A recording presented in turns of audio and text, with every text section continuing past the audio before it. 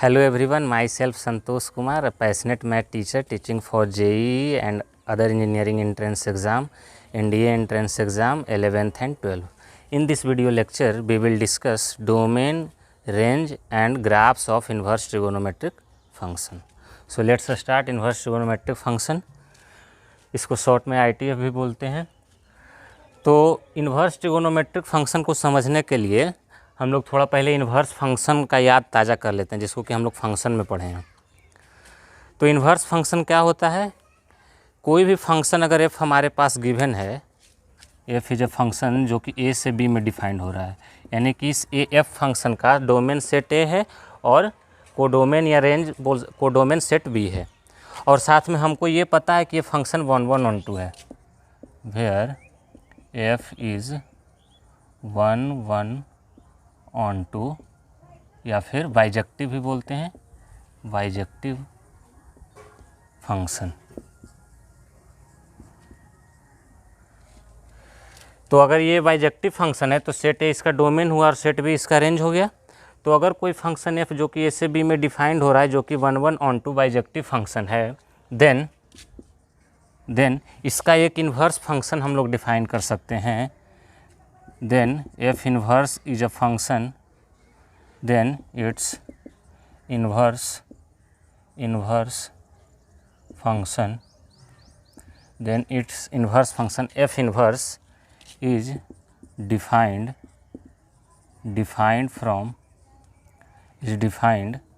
as f inverse from b to a.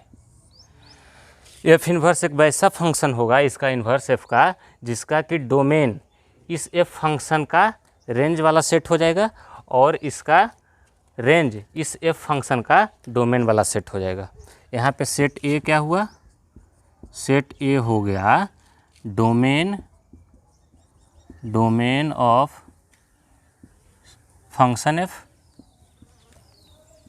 Domain of function F, और यही set A क्या हुआ? Range of F inverse, range of F inverse.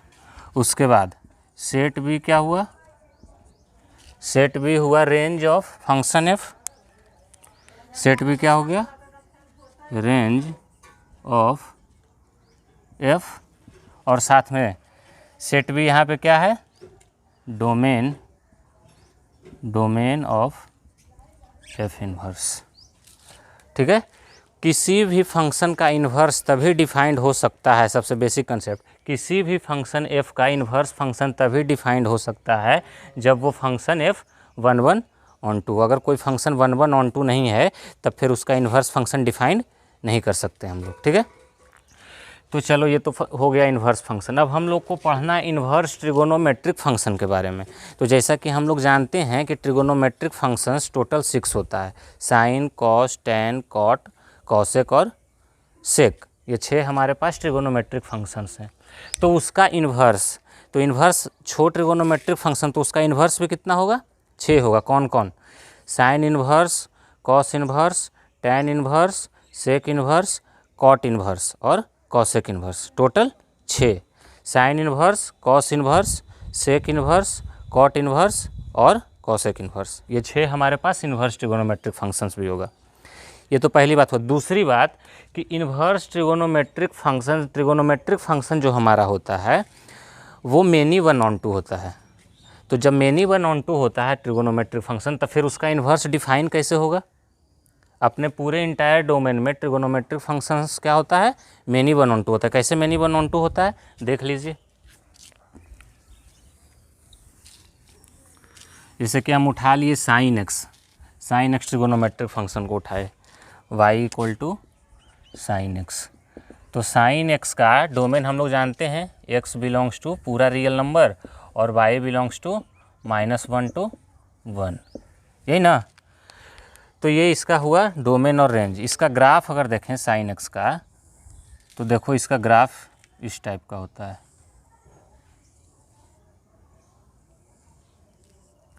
इधर continue करता है और ये इधर कंटिन्यू करता है. ये 0, ये पाई और थोड़ा आगे बढ़ा लो इसको, ये हो गया 2 पाई 3 पाई। तो अगर कोई भी लाइन आप एक्स एक्सिस के पैरेलल ड्रॉ करें, हम लोग मेनी वन और वन वन फंक्शन में पढ़े थे कि अगर हम कोई लाइन एक्स एक्सिस के पैरेलल ड्रॉ करते हैं और वो लाइन अगर गिवन फंक्शन के ग्राफ को एक से ज़्यादा जगहों पे कट करता हो तो वो फंक्शन जो होता है वो मेनी वन हो जाता है। और अगर एक ही जगह पे ग्राफ फंक्शन के ग्राफ को कट कर रहा है कोई भी लाइन जो एक्स एक्सिस के पैरेलल है तो वो वन वन मैपिंग का ग्राफ होता है, वो वन वन फंक्शन होता है। तो यहाँ पे अगर हम कोई लाइन एक्स एक्सिस के पैरेलल ड्रॉ करें तो देख लो साइन एक्स को बहुत सारे जगहों पे कट कर रहा है, यानी कि ये मेनी वन फंक्शन हुआ। साइन एक्स हमारा कैसा फंक्शन हुआ? मेनी वन फंक्शन हुआ। तो ये मेनी वन फंक्शन जब हुआ तो इसका इन्वर्स फंक्शन कैसे डिफाइन कर सकते हैं? फिर तो डिफाइन नहीं कर सकते, इन्वर्स उसी फंक्शन का डिफाइन कर सकते हैं जो कि वन वन ऑन टू हो।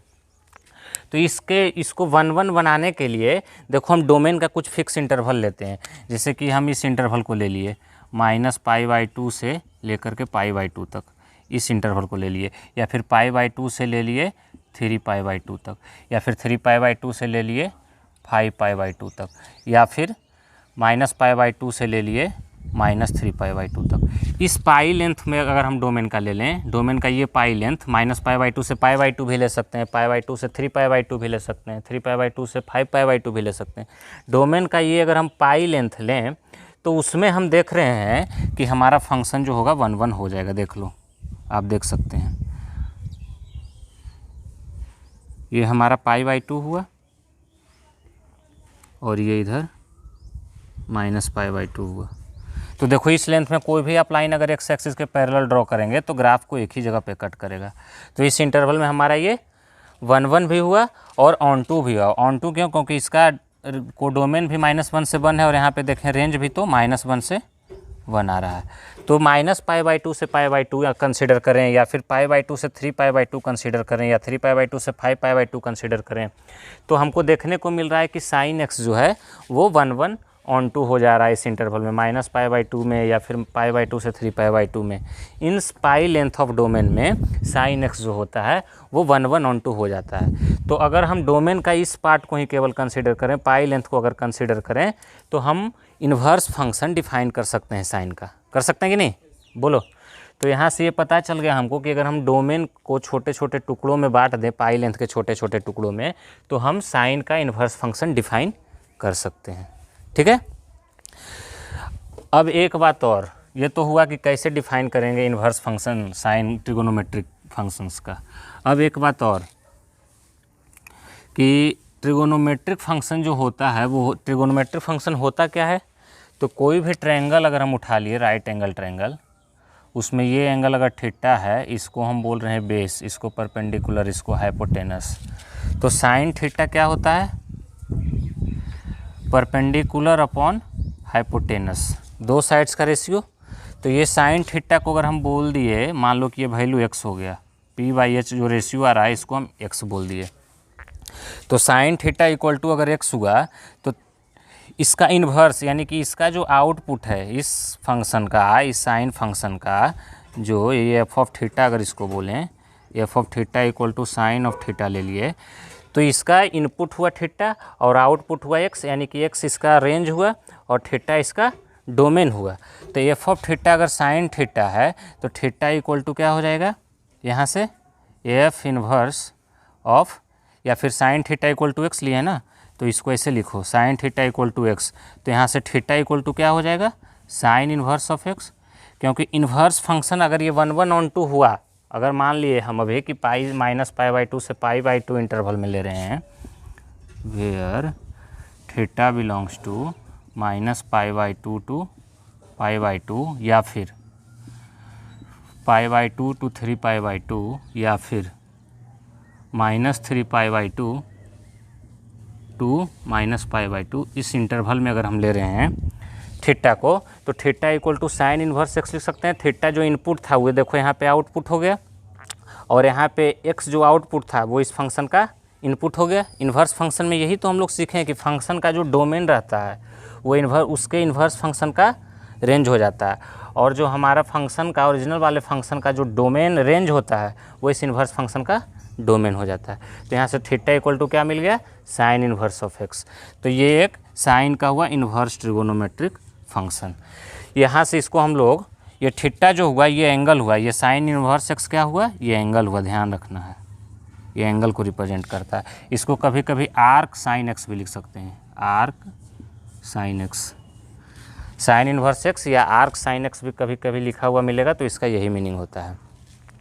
तो theta equal to sine inverse X. उसी तरह से कितना हमारे पास इन्वर्स ट्रिगोनोमेट्रिक फंक्शन हो जाएगा, we have total 6 inverse trigonometric, we have total 6 inverse trigonometric function. कौन कौन, sine inverse X, comma cos inverse X, comma tan inverse X, comma sec inverse X, comma cosec inverse X, comma cot inverse X. ये हमारे पास total कितना inverse trigonometric function हो गया, 6। इसको arc sine x भी बोल सकते हैं, आर्क साइन एक्स, इसको आर्क कॉस एक्स भी बोल सकते हैं, इसको आर्क टैन एक्स भी बोल सकते हैं, इसको आर्क सेक एक्स भी बोला जा सकता है, इसको आर्क कॉसेक एक्स भी बोला जा सकता है, इसको आर्क कॉट एक्स भी बोला जा सकता है। क्लियर यहाँ तक, किसी को कोई दिक्कत? ये साइन इन्वर्स एक्स या आर्क साइन एक्स, ये सारा जो इन्वर्स ट्रिगोनोमेट्रिक फंक्शन हुआ वो क्या होगा, एंगल होगा। चलो अब हम लोग आते हैं डोमेन रेंज पे इन्वर्स ट्रिगोनोमेट्रिक फंक्शन का।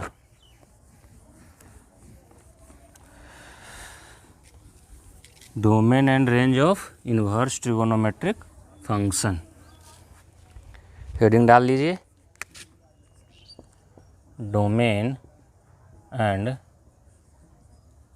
Range of inverse trigonometric function.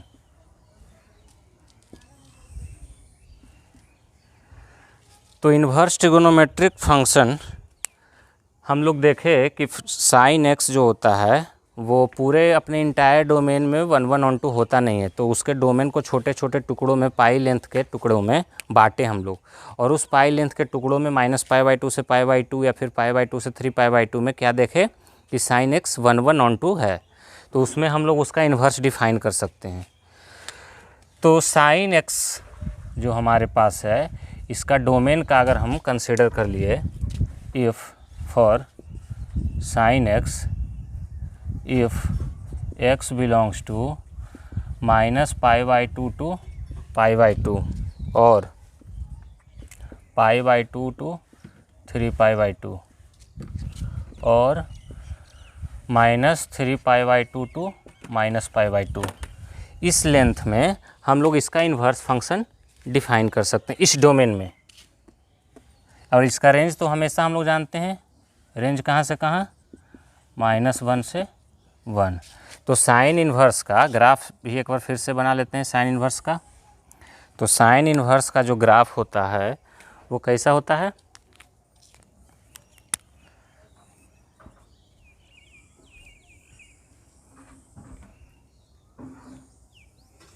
इसी तरह का, ये ले लिए -π/2, ये ले लिए π/2, इधर ले लिए 3π/2, ये हो गया 5π/2। तो इस लेंथ को अगर कंसिडर करें, यहाँ से यहाँ तक ग्राफ को देखें, साइन एक्स ग्राफ को, तो ये 1 1 है, 1 1 1 1 भी है और ऑन 2 भी है, क्योंकि -π/2 पे वैल्यू -1 और π/2 पे वैल्यू 1 के बराबर। तो देखो ये -π/2 से π/2 में 1 1 भी है, ऑन 2 भी है, उसी तरह से इसमें भी ये 1 1 भी होगा और ऑन 2 भी होगा इसमें। तो π/2 से 3π/2 भी ले सकते हैं और -π/2 से π/2 भी ले सकते हैं।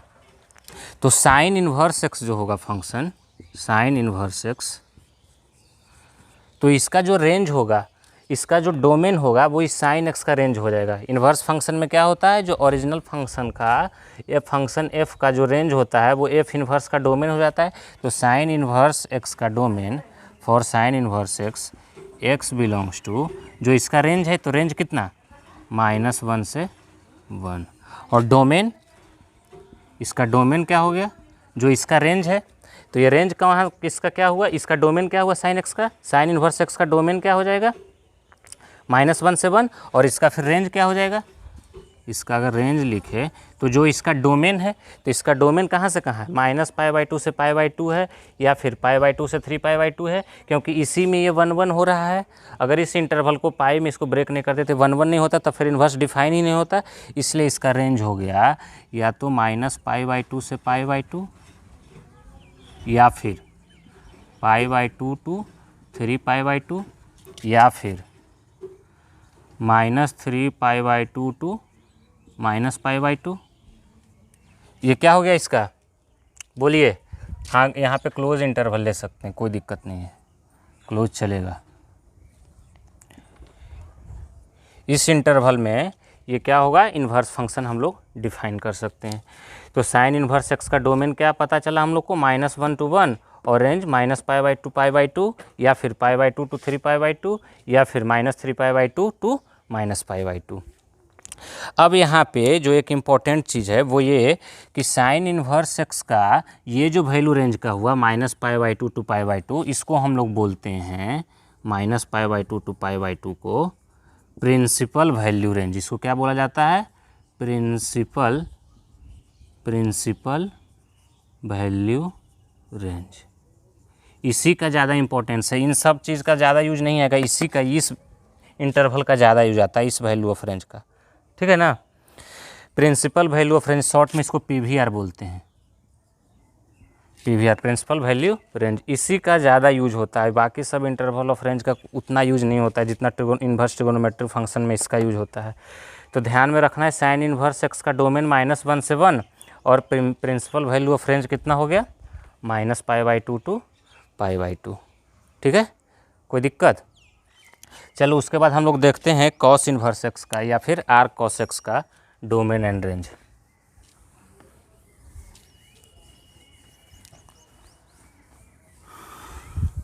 तो cos x function, cos x जो ट्रिगोनोमेट्रिक फंक्शन होता है उसका भी हम लोग जानते हैं कि रेंज क्या होता है, -1 से 1। तो कॉस एक्स का रेंज जब -1 से 1, तो कॉस इन्वर्स एक्स का जो डोमेन हो जाएगा वो -1 से 1 हो जाएगा। Cos inverse X Y equal to cos inverse x.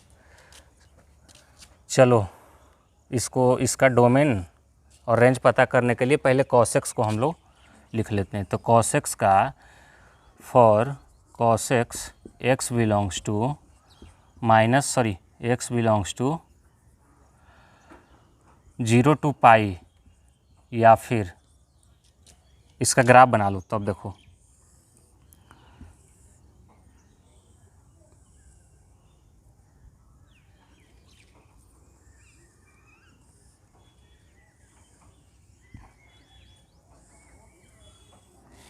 Zero पे वैल्यू इसका कितना हुआ 1, ये हुआ π/2 पे 0, ये हो गया पाई पे -1, ये फिर हो गया 3π/2, ये फिर हो गया कितना, ये हुआ इसका 3π/2, ये हो गया 2π, ये हो गया 5π/2।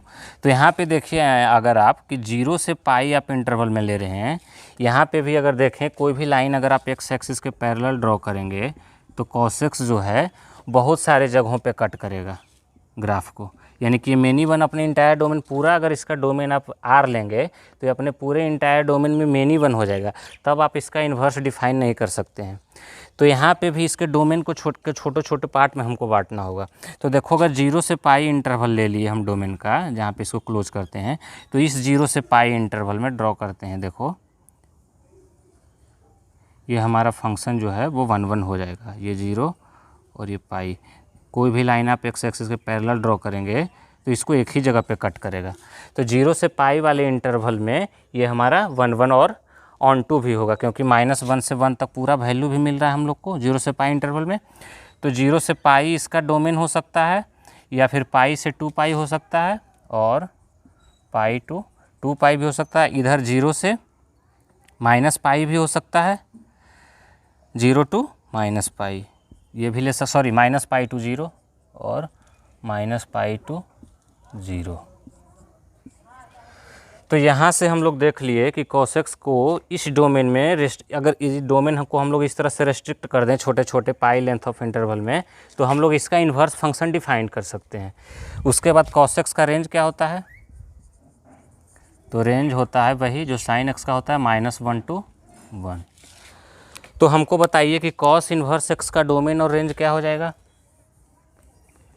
कॉस इन्वर्स एक्स का डोमेन और रेंज फॉर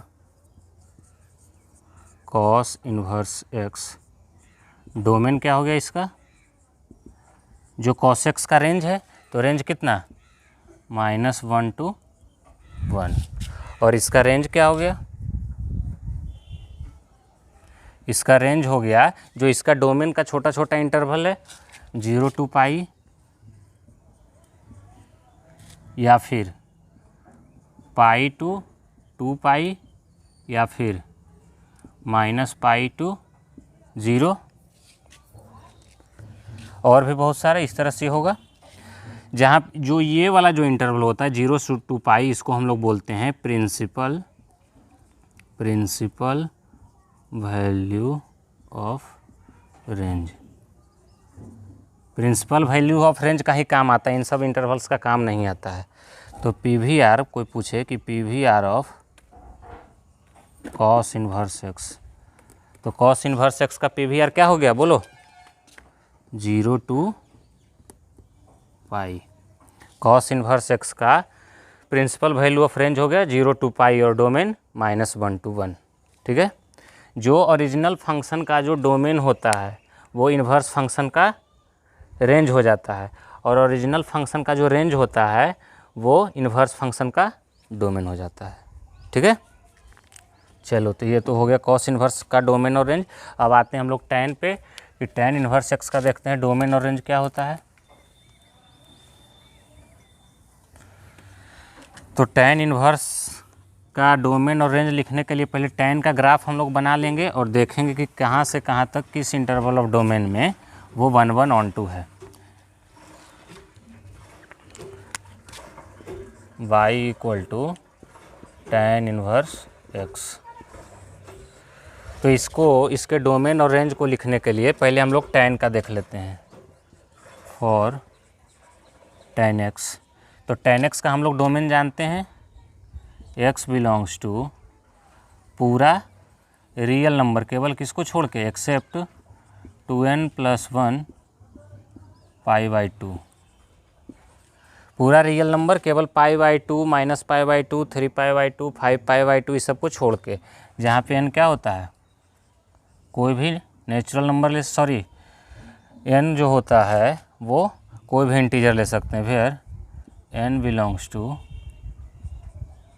इंटीजर। ठीक है ना, तो ये इसका डोमेन हुआ। इसका रेंज क्या हुआ, इसका रेंज हम लोग जानते हैं पूरा रियल नंबर होता है, रियल नंबर, यहाँ पे भी r जो है रियल नंबर ही बता रहा है, रियल नंबर। अब इस पूरे डोमेन में तो ये 1/1 होगा नहीं, तो देख लेते हैं कि किस इंटरवल में जो है ये 1/1 है।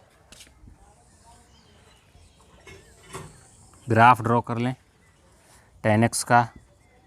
हम लोग जैसा कि जानते हैं tan x के ग्राफ में -π/2, π/2 ये सब पर एसीटोट बनता है, ये हुआ π/2, -π/2 ये हो गया 3π/2। उसी तरह से इधर भी -3π/2। tan x का ग्राफ कैसा,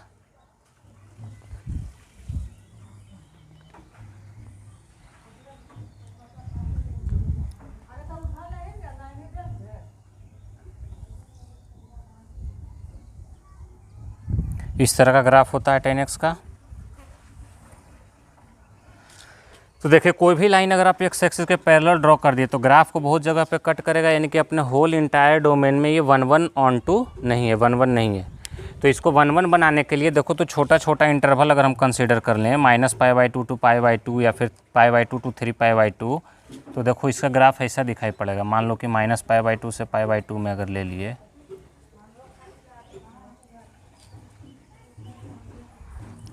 तो देखो ऐसा ग्राफ इसका दिखेगा। अब लाइन आप एक्स एक्सिस के पैरेलल ड्रॉ कीजिए, तो देखो ग्राफ को एक ही जगह पे कट करेगा। तो इस इंटरवल में ये 1 1 हुआ। तो इस इंटरवल में अगर ये 1 1 हुआ, तब हम लोग इसका इन्वर्स अब डिफाइन कर सकते हैं, यानी कि इसके डोमेन को रेस्ट्रिक्टेड डोमेन क्या हो जाएगा इसका, for inverse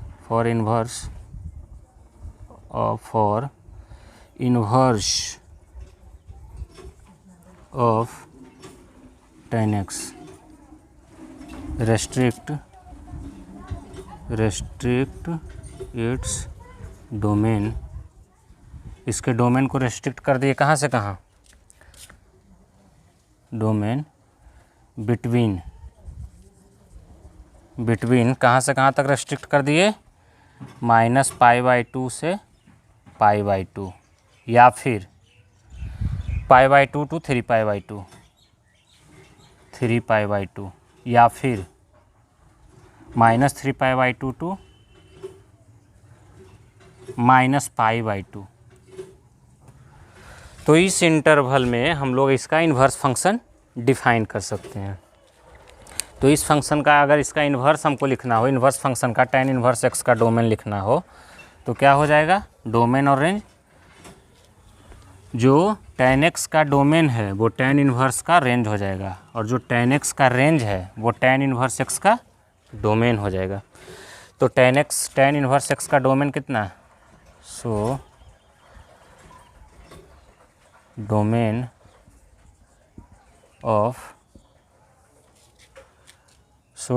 of tan inverse x कितना, x belongs to -π/2 to π/2 open interval, क्योंकि -π/2 और π/2 पे डिफाइन नहीं होता है tan x। x belongs to जो उसका रेंज है ना, डोमेन जो उसका रेंज है, तो रेंज इसका कितना, tan x का रेंज था पूरा रियल नंबर, तो डोमेन हो गया पूरा रियल नंबर। या फिर इसी को लिख सकते हैं -∞ to ∞ भी। और रेंज, tan x का रेंज हो गया -π/2 to π/2 ओपन इंटरवल, या फिर π/2 to 3π/2 या फिर -3π/2 to -π/2। ये सब इंटरवल हो गया इसका रेंज का। ठीक है जनता, कोई दिक्कत? तो इसका रेंज हमको पता चल गया। उसमें ये वाला जो इंटरवल होता है रेंज का, इसको हम लोग बोलते हैं इसका प्रिंसिपल वैल्यू ऑफ रेंज।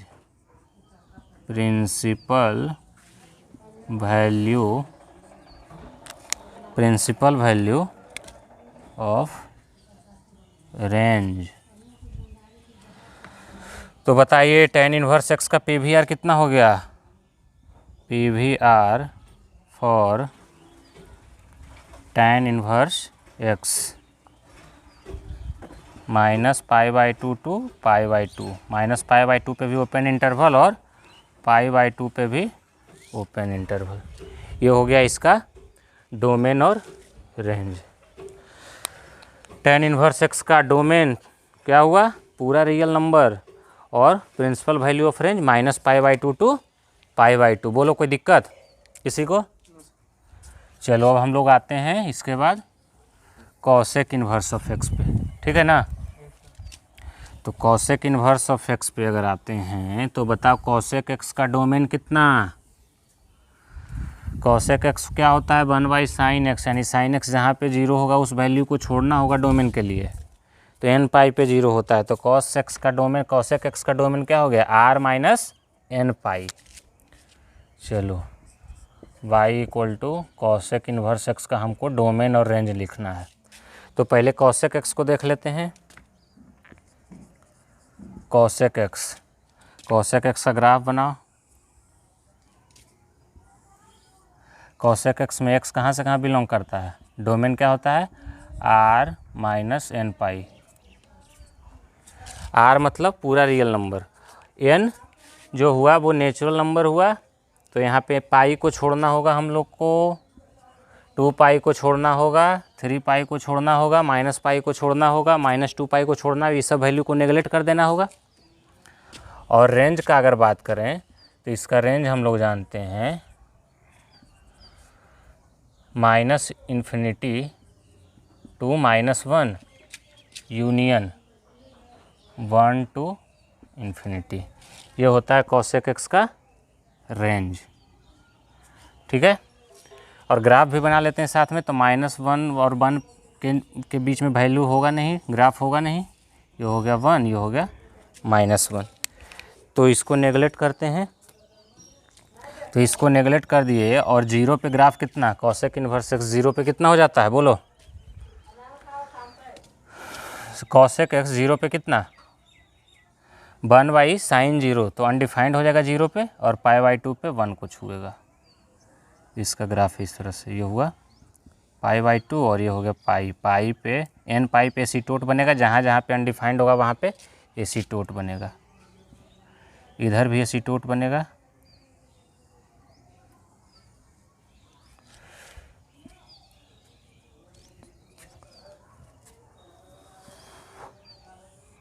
फिर इधर भी वही चीज़, ये हो गया 0 था ना, इधर ले लिए पाई, तो फिर से ग्राफ इस टाइप का बनेगा, ये यहाँ पे छुएगा इसको, क्योंकि -1 के बराबर होगा वैल्यू -π/2 पे। भावना को समझना है, ग्राफ थोड़ा, ठीक है। तो ये अगर हम देखें ग्राफ, अगर कोई भी लाइन एक्स एक्सिस के पैरेलल ड्रॉ करें तो ग्राफ को बहुत जगह पे कट करेगा। इधर भी ग्राफ है हमारा, तो ये कट करेगा, एक से ज़्यादा जगह पे कट कर रहा है। कोई भी लाइन आप एक्स एक्सिस के पैरेलल ड्रॉ करेंगे तो ये बहुत सारे जगहों पे कट कर रहा है, यानी कि इसका इन्वर्स डिफाइन इस इंटरवल में नहीं हो सकता है। तो इसका इन्वर्स डिफाइन करने के लिए हमको क्या करना पड़ेगा, इसके डोमेन को रेस्ट्रिक्ट करना पड़ेगा।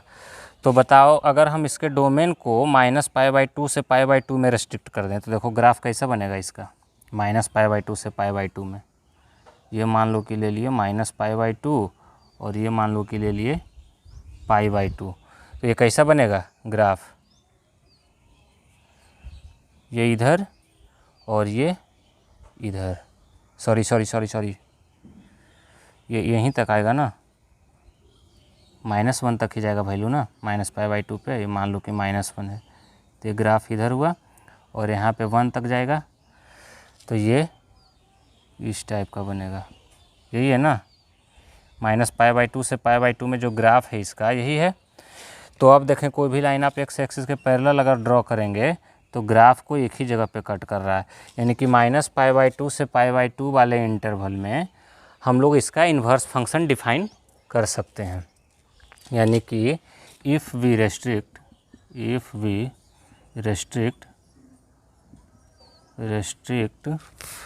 इट्स डोमेन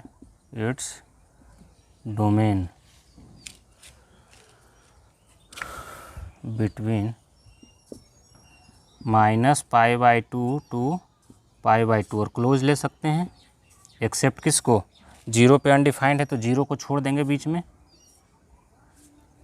या फिर π/2 to 3π/2 भी ले सकते हैं, -π/2 to 3π/2, जहाँ पे छोड़ना किसको होगा, हमको पाई को, n पाई को छोड़ देना होगा। इन सब इंटरवल को अगर हम छोड़ देंगे तो हम इसका then we can define its inverse function. तो अगर डोमेन को इस इंटरवल में रेस्ट्रिक्ट कर दें, इधर भी ले सकते हैं -3π/2 टू -π/2 एक्सेप्ट -π, तब भी हम लोग इसका इन्वर्स फंक्शन डिफाइन कर सकते हैं। तो अब आ जाते हैं डोमेन और रेंज पे। तो कॉसेक इन्वर्स एक्स का जो रेंज होगा, कॉसेक इन्वर्स एक्स का रेंज वो इसका डोमेन होगा, या पहले डोमेन ही लिख लो, पहले डोमेन लिख लेते हैं। तो डोमेन जो इसका रेंज है तो कॉसेक एक्स का रेंज कितना है, माइनस इन्फिनिटी से -1 यूनियन 1 टू इन्फिनिटी। तो इसका डोमेन हो गया कॉसेक इन्वर्स एक्स का minus infinity to -1 union 1 to infinity. उसके बाद इसका रेंज पे आ जाते हैं। तो जो इसका रेस्ट्रिक्टेड डोमेन हम लोग को मिला, यानी कि इसका रेंज हो गया, range belongs to -π/2 to π/2 except 0, -π/2 to π/2 except 0, या फिर -π/2, सॉरी यहाँ पे π/2 ना, ये माइनस यहाँ पे काय के लिए आया, या फिर π/2 टू 3π/2 एक्सेप्ट -3 π/2 कॉमा 3π/2 एक्सेप्ट पाई। और भी इंटरवल हो सकता है इस तरह से, -3π/2 से -π/2 एक्सेप्ट -π भी ले सकते हैं। तो ये हो गया इसका रेंज, जिसमें ये वाला जो वैल्यू होता है -π/2 टू π/2, इसको बोलते हैं principal value range of cosec inverse x. क्या बोलते हैं, principal value range of cosec inverse x. ज़्यादातर काम जो आता है वो प्रिंसिपल वैल्यू रेंज का ही आता है। ये क्या हो गया, principal value range of cosec inverse x, PVR of cosec inverse x क्या हो गया, -π/2 टू π/2 एक्सेप्ट 0। ये हो गया हमारा कॉसेक इन्वर्स एक्स का रेंज, ठीक है ना। तो इसके बाद फिर हम लोग अब जाते हैं किस पे, सेक इन्वर्स एक्स पे। चलो, सेक इन्वर्स एक्स का डोमेन और रेंज क्या होता है बताओ, सेक एक्स का डोमेन और रेंज क्या होता है बताओ। सेक एक्स का डोमेन होता है पूरा रियल नंबर एक्सेप्ट 2n + 1 π/2। बोलो, ठीक है। तो अब हम लोग डिस्कस करते हैं y = सेक इन्वर्स एक्स का डोमेन और रेंज। तो सेक इन्वर्स एक्स का डोमेन और रेंज डिस्कस करने के लिए पहले सेक एक्स का डोमेन और रेंज देख लेते हैं। चलो, सेक एक्स का में x बिलोंग्स टू कितना, इसका डोमेन कितना सेक एक्स का, पूरा real number except 2n + 1 π/2। Sec x equal to क्या होता है, 1/cos x। तो r - 2n + 1 π/2। तो और रेंज इसका रेंज होता है -∞ टू -1 यूनियन 1 टू इन्फिनिटी। और ये तो हो गया इसका डोमेन और रेंज। लेकिन अगर इसका ये वाला हम कंसिडर करें डोमेन, तो इसमें ये तो मेनी 1 हो जाएगा ना। तो इसको पहले 1 बनाने के लिए इसके डोमेन को रेस्ट्रिक्ट करना होगा। तो ग्राफ इसका देख लेते हैं पहले। एसीटोट कहाँ कहाँ पे बनेगा, π/2, 3π/2, -π/2, -3π/2 पे। और रेंज जो होगा वो -∞ से -1 यूनियन 1 से इन्फिनिटी के बीच में होगा, यानी कि इस वाले रीजन में ग्राफ ड्रॉ नहीं होगा। π/2 पे एसीटोट बनेगा, फिर -π/2 पे एसीटोट बनेगा,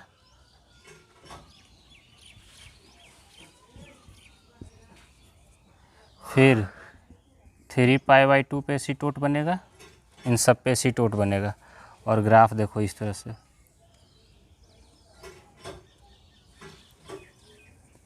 फिर इधर ये हुआ कितना पाई, ये हुआ 0, फिर इधर इस टाइप से, ठीक है। किसी को कोई दिक्कत यहाँ तक, ये हो गया -π, ये हो गया -3π/2। तो ये देखो, अगर कोई भी लाइन हम एक्स एक्सिस के पैरेलल ड्रॉ कर दिए तो एक से ज़्यादा जगह पे ग्राफ को कट कर रहा है, यानी कि ये मेनी 1 है। लेकिन अगर इसके डोमेन को हम रेस्ट्रिक्ट कर दें -π/2 टू π/2 या फिर रेस्ट्रिक्ट कर दें π/2 टू 3π/2, तब ये जो सेक इन्वर्स एक्स होगा वो 1 ऑन, इसके डोमेन को रेस्ट्रिक्ट कर दें 0 से पाई, -π/2 टू π/2 नहीं, 0 से पाई, तो देखो 0 से पाई में इसका ग्राफ कैसा हो जाएगा, 0 से पाई में ग्राफ इस टाइप का हो जाएगा। ये यहाँ पे ये हुआ π/2 और π/2 के बाद फिर ग्राफ है ये 1 है, ये -1 है, इधर है ग्राफ जो इस टाइप से है।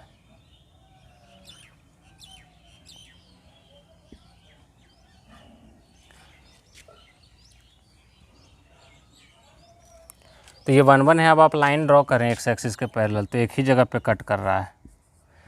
तो यहाँ से हमको क्लियर हो गया कि इसके डोमेन को अगर हम 0 से पाई या फिर पाई से 2π या फिर -π से 0 में अगर रेस्ट्रिक्ट कर दें तो हम लोग इसका इन्वर्स फंक्शन डिफाइन कर सकते हैं। यानी कि लिख लेंगे यहाँ पे if we restrict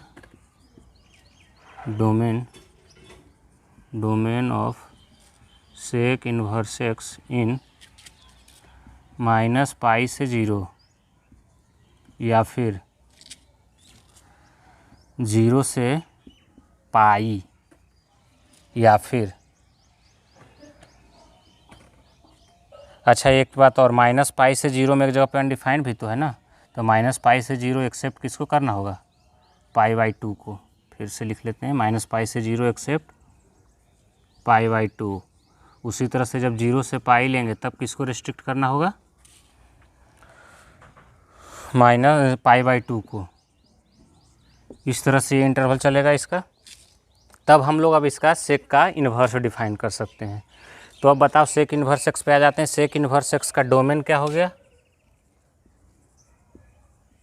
sec inverse x का डोमेन जो सेक एक्स का रेंज था, यानी कि -∞ से -1 यूनियन 1 से इन्फिनिटी, और इसका रेंज क्या हो गया, इसका रेंज हो गया -∞ टू, इसका रेंज ना -∞ कहाँ, डोमेन ऑफ सेक एक्स ना, इसका रेंज हो गया, जो इसका डोमेन है -π से 0 एक्सेप्ट -π/2, -π से 0 एक्सेप्ट -π/2, और या फिर 0 से पाई एक्सेप्ट π/2, और भी हो सकता है जिसमें ये वाला जो इंटरवल होता है 0 से पाई एक्सेप्ट -π/2, इसको हम लोग बोलते हैं प्रिंसिपल वैल्यू ऑफ रेंज। इसको क्या बोला जाता है, प्रिंसिपल वैल्यू ऑफ रेंज। तो सेक इन्वर्स एक्स का प्रिंसिपल वैल्यू ऑफ रेंज क्या हो गया, 0 से pi except π/2। Principal value of range क्या हो गया इसका, principal value of range PVR for sec inverse x 0 से पाई एक्सेप्ट π/2। ठीक है, ये तो हो गया सेक इन्वर्स एक्स का। इसके बाद हम लोग कॉट इन्वर्स एक्स का डिस्कस कर लेते हैं। तो कॉट इन्वर्स एक्स का डोमेन और रेंज को पता करने के लिए पहले हम लोग कॉट एक्स का डोमेन, रेंज और ग्राफ देख लेते हैं। तो आइए कॉट एक्स पे। कॉट एक्स का डोमेन पूरा रियल नंबर, किसको छोड़कर, पूरा real number except n π where n belongs to integer. ठीक है, और रेंज इसका, रेंज पूरा रियल नंबर। उसके बाद इसका ग्राफ देख लेते हैं। ये हुआ 0, n π को छोड़ पे n π पे अनडिफाइंड हो जाएगा, तो n π पे एसिटोट बनेगा, यानी कि पाई पे एसिटोट बनेगा। पाई के बाद फिर 2 पाई पे एसीटोट बनेगा, माइनस पाई पे एसीटोट बनेगा, माइनस 2 पाई पे एसीटोट बनेगा। 0 से पाई के बीच जो इसका ग्राफ होगा वो इस तरह से होगा।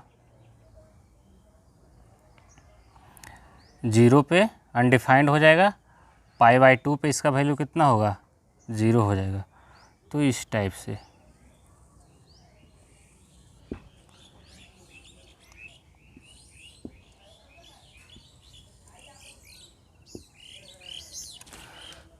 पाई/2 हो गया, ये हो गया 3 पाई/2, इधर हो गया माइनस पाई/2, ये माइनस 3 पाई/2। तो देखो अगर कोई भी लाइन आप एक्स एक्सिस के पैरेलल ड्रॉ कर देंगे तो ग्राफ को बहुत जगह पे कट करेगा, यानी कि अभी ये मेन ही बने, लेकिन इसके डोमेन को आप रेस्ट्रिक्ट कर दीजिए। इसका आप डोमेन ले लीजिए 0 से पाई ओपन, 0 से पाई अगर आप ओपन ले लेंगे,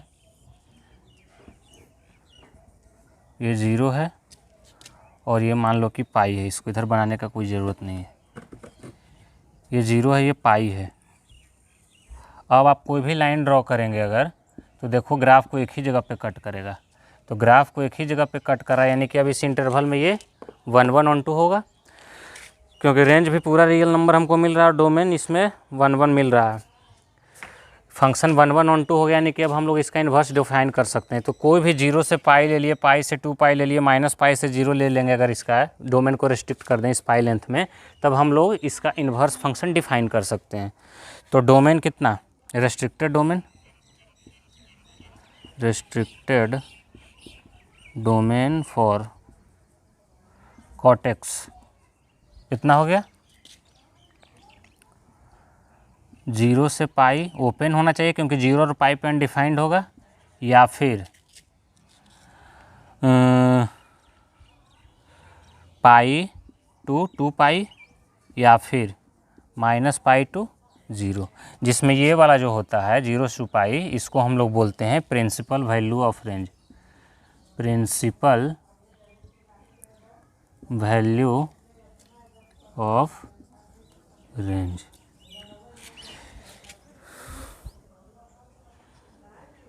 ये तो रेस्ट्रिक्टेड डोमेन होगा, वो तो principal value of range inverse के लिए होगा, उसको ऊपर लिखेंगे। तो अब आ जाओ कॉट इन्वर्स पे, तो कॉट एक्स का जो रेंज था वो कॉट इन्वर्स एक्स का डोमेन हो जाएगा। तो इसका डोमेन कितना हो गया, डोमेन बिलोंग्स टू, इसका डोमेन कितना 0 टू पाई, डोमेन इसका जो रेंज था, तो इसका रेंज कितना, पूरा रियल नंबर। और रेंज कितना हुआ इसका, तो इसका रेंज हो गया या तो 0 से पाई, या पाई से 2 पाई, या माइनस पाई से 0, 0 से पाई, या फिर पाई से 2 पाई, या फिर माइनस पाई से 0, जिसमें ये वाला जो इंटरवल होता है 0 से पाई ओपन, इसको हम लोग बोलते हैं principal value of range of cot inverse x. इसको हम लोग क्या बोलते हैं, principal value range of cot inverse x. इसको क्या बोला जाता है, PVR for cot inverse x equal to 0 to pi. यह ध्यान में रखना होता है, PVR का ज़्यादा ज़रूरत पड़ता है। ठीक है, तो यहाँ पे हम लोग हमारा सारा इसका principal value of range cut हुआ, इसका डिफाइन कर लिए 0 टू पाई। यहाँ से हम लोग सारा 6 का 6 इन्वर्स ट्रिगोनोमेट्रिक फंक्शंस का डोमेन रेंज और डोमेन रेंज डिस्कस कर लिए। तो उसको शॉर्ट में सबको एक जगह पे लिख लेते हैं। यहाँ पे लिख लेते हैं इन्वर्स ट्रिगोनोमेट्रिक फंक्शन, एक तरफ लिख लिए इन्वर्स ट्रिगोनोमेट्रिक फंक्शन, यहाँ पे उसका लिख लिए डोमेन, और इधर पे उसका लिख लेते हैं हम लोग प्रिंसिपल वैल्यू रेंज PVR।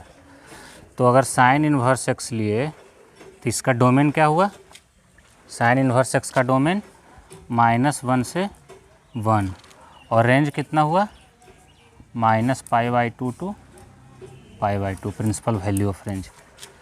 फिर कॉस इन्वर्स एक्स पे आए, तो कॉस इन्वर्स एक्स का डोमेन कितना, वही जो साइन इन्वर्स एक्स का है, -1 टू 1, और रेंज कितना 0 टू पाई।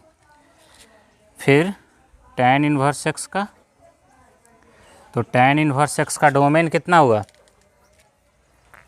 डोमेन हो गया पूरा रियल नंबर, और रेंज क्या हुआ? -π/2 टू π/2 एक्सेप्ट 0। फिर आ जाइए कॉसेक इन्वर्स x पे। तो कॉसेक इन्वर्स x का डोमेन क्या हुआ? -∞ To -1 union 1 to infinity. Range इसका कितना हो गया? प्रिंसिपल वैल्यू रेंज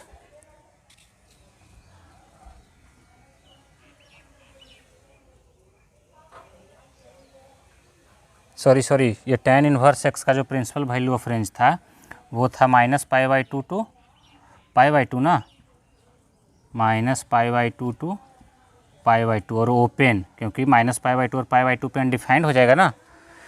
फिर सेक इनवर्स x का -π/2 टू π/2 एक्सेप्ट 0 को छोड़कर। उसके बाद फिर सेक इनवर्स x। तो सेक इनवर्स x का डोमेन -∞ से -1 यूनियन 1 से इन्फिनिटी, और रेंज कितना हो गया? 0 से पाई एक्सेप्ट 0 से पाई पे क्लोज करो और एक्सेप्ट π/2। फिर कॉट इनवर्स x का, कॉट इनवर्स x का डोमेन कितना? पूरा रियल नंबर, और रेंज कितना हो गया कॉट इनवर्स x का? Open 0 to open pi, open 0 to pi. तो ये हो गया हमारा 6 का 6 इन्वर्स ट्रिगोनोमेट्रिक फंक्शन का डोमेन और प्रिंसिपल वैल्यू ऑफ रेंज। देखो याद कैसे रखना है, साइन इन्वर्स x का -π/2 से π/2, tan इन्वर्स x का भी -π/2 से π/2 ओपन, और कॉसेक इन्वर्स x का भी -π/2 से π/2 क्लोज। केवल यहाँ पे 0 को छोड़ देना है। तो sine inverse x, tan inverse x और cosec inverse x, sine tan और कॉसेक का रेंज जो है, प्रिंसिपल वैल्यू ऑफ रेंज जो है वो एक ही तरह का है, केवल इसमें 0 को छोड़ देना है। tan में केवल ओपन ले लेना है और साइन में क्लोज ले लेना है। उसी तरह से कॉस इन्वर्स x का 0 से पाई क्लोज, सेक इन्वर्स x का 0 से पाई क्लोज केवल π/2 को छोड़ के, कॉट इन्वर्स x का ओपन 0 टू पाई। तो इन तीनों का एक तरह का है, sign inverse x, tan inverse x और कॉसेक इन्वर्स x, इन तीनों का प्रिंसिपल वैल्यू ऑफ रेंज एक तरह का है। और डोमेन में तो कोई दिक्कत ही नहीं है। कॉट ट्रिगोनोमेट्रिक फंक्शंस का जो डोमेन कोड रेंज रहता है वो इसका क्या हो जाता है? डोमेन हो जाता है। केवल इसमें थोड़ा सा ध्यान रखना है